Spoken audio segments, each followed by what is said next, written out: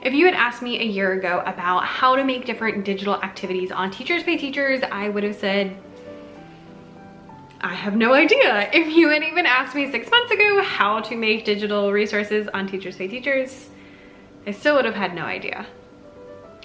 But then distance learning happened and I learned very quickly how to make some digital activities for my Teachers Pay Teachers store and also for my students. So today we're going to talk about the different types of digital activities that you can post on Teachers Pay Teachers.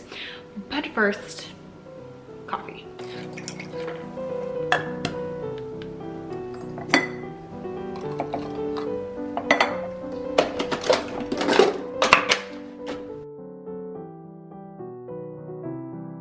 Much better. Can we be honest? I just made like the biggest mess with my milk frother, but it's all good. We are going to talk today about the different types of digital activities on Teachers Pay Teachers. Now, there are quite a few, so I'm not going to go through like every single one that you ever could possibly do because honestly, I'm filming this the day before it goes up during my lunch time because I thought I had already finished it and put it up.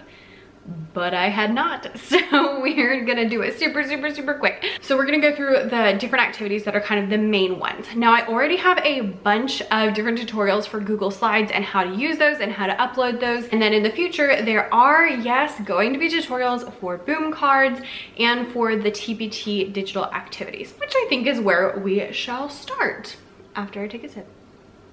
TPT rolled out digital activities this year, which is super exciting. And this is a functionality that works with your products that are already up in order to make them digital. So you have the option of opting your store into digital products, and it should be like a banner up at the top where you just click and it's super easy, or you can click the dashboard and go to TPT Digital Activities and you can find it there as well.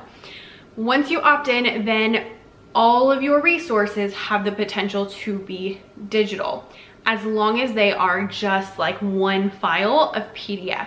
So if you have files that are zip files, you may want to think about unzipping them and listing them separately because it only works when it's one file, not if it's a zip. So what happens is everything in your store now that is one file has the ability to become a digital activity.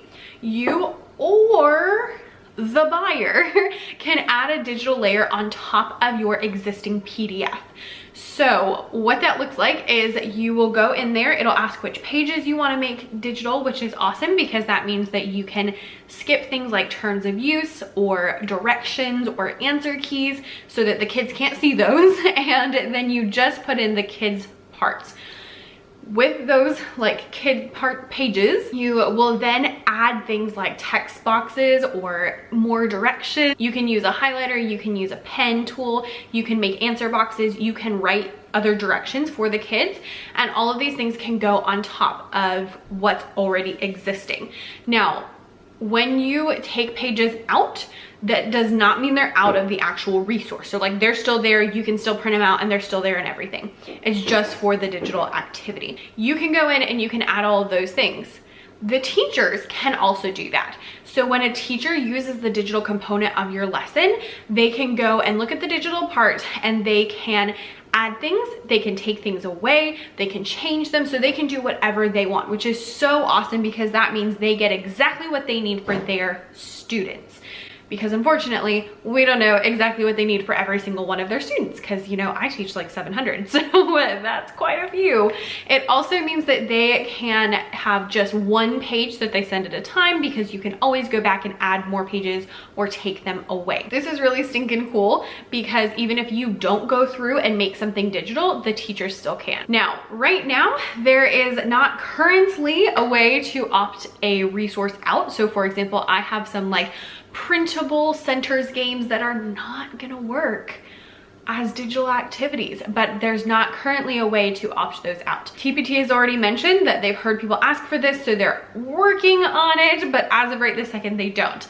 I'm hesitant to say that because I made a video all about how to do bundles, and back then you couldn't add digital resources to bundles. And so literally I posted that and I said in there, you can't add digital resources. And the next day, TPT released that you could now add digital resources. And so I like, I put it in all caps in the description, and I like pinned a comment to it, and I still have people who are like, I was able to do that. And I was like, I know, I need you to read the description, please, please, people. Because I was not going to pull the video down and redo it and re-upload it. I was like, we're not doing that. There's that. Right now, you cannot just opt something out. So just a heads up on that. But I mean, you and the teachers can figure out whether or not it's going to work. This is mostly for things like worksheets and those type of things. Once a teacher has their digital activity prepped, then they can actually get a link to go ahead and assign that to their kiddos, and it makes it super, super easy. All right, so there's TPT Digital activities. The next one is kind of the next big one, and that is Google Slides activities. I have a few different resources for Google Slides, and I will link a webinar that's probably the most comprehensive down below if you're interested in that. So Google Slides activities are kind of like the go-to for digital activities. You can do literally anything you can do on a worksheet. Now, I would not suggest just making a worksheet into a Google Slide, like the whole page, because we can now use the TPT Digital activities. That's just kind of weird. However, what you can do is take the questions from a printable activity and make it into a Google Slides activity. So I'll see if I can like overlay a thing right here. I probably shouldn't, promise that since I got to get this up today, but it's all good. So some things that I do in Google Slides activities are, you can do simple like question and answers. You can do things like drag and drop. You can have kids finish the Google Slides activities. So I like to do that with music. I'll say like, okay, go find a song from this musical, or go find a song from this composer, and then answer the questions about it. There's lots of things you can do in here. You can also make kind of games where kids like click on something and then it takes them to a different slide. So again, we'll link some things down below for more information about how you can do each of those things. I also want to put out, just since we're already here, for Google Slides activities and all Google anything activities, you do not have to worry about the sharing settings. All you have to do is go to Teachers Pay Teachers, click on upload a new product, click on digital activity, and then when you scroll down, it'll say like get something from your Google Drive, and you click there, it'll sign you in, and then you click from your Google Drive. That's it.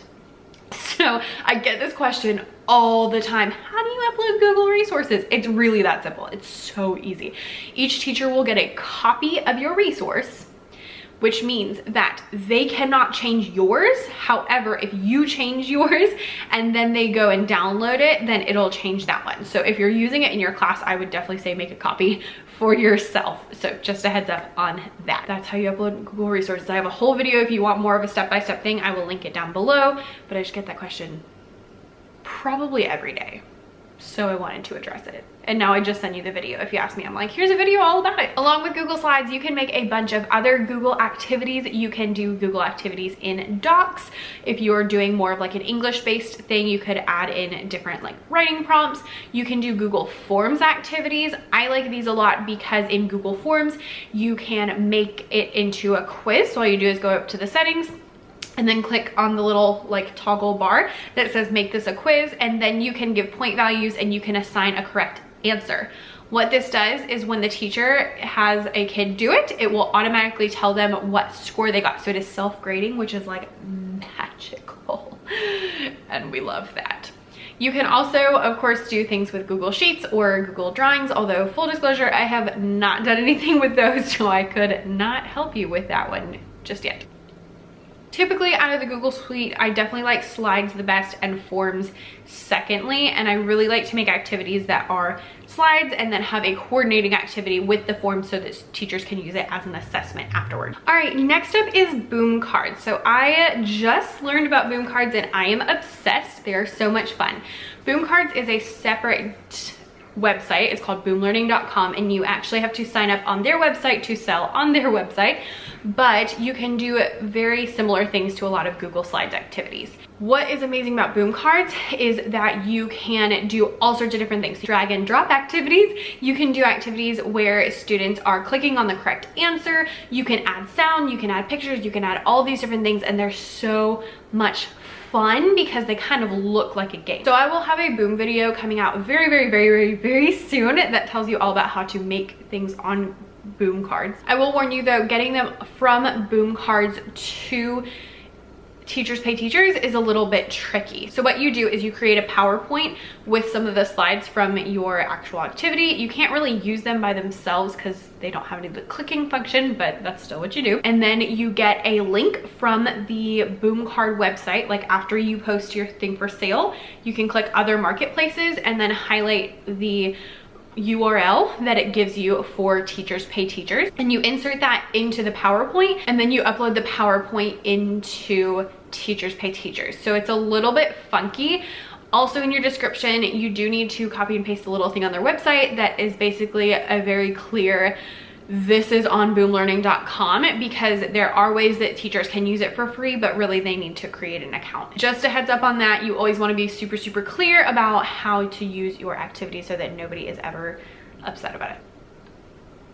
So those are the main 3 things that we're going to go over today, are the TPT Digital activities, Google Slides, and Boom Cards. There are other things that you can do. I've heard of people selling Kahoots on Teachers Pay Teachers. Many people still do PowerPoint. I would say to use Google Slides instead of PowerPoint, especially if it's something the kids are doing, because it's just a little bit easier and user-friendly, and especially right now with distance learning and using Google Classroom, it's just a lot easier to use Google Slides than it is to use PowerPoint. You can also use your Google Slides to create things like games.